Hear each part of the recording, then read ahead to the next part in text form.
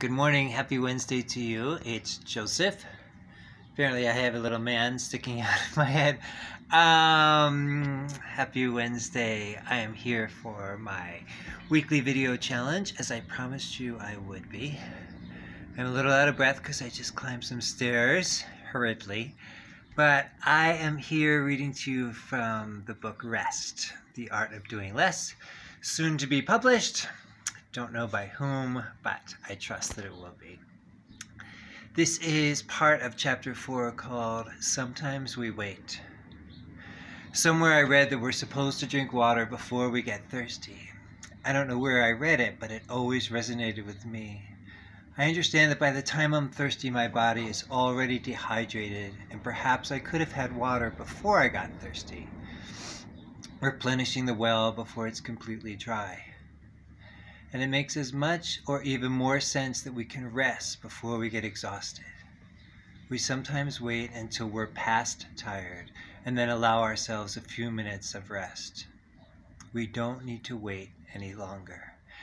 Resting asks that we surrender. That's not something that we're used to doing, and perhaps not necessarily something we're good at until now. We're better at pushing through, working overtime, trying harder, making one more post on social media, or writing one more blog. That feels more natural to us. What if surrendering could also begin to feel natural?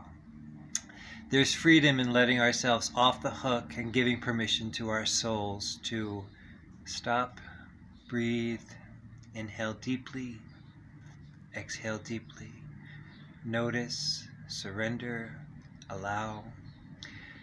Sometimes when we think of rest, we think only of our physical body, lying down, closing our eyes, sleeping, not doing. And I'm curious how we might rest our spiritual selves, our thinking selves, our emotional selves. How can we do that in a way that feels meaningful and easy? How can we do it in a way that doesn't feel like, oh, okay, now I have to try and relax for 15 minutes? As I write this, I'm reminded of Nike's slogan, "Just Do It," that's been popular for decades.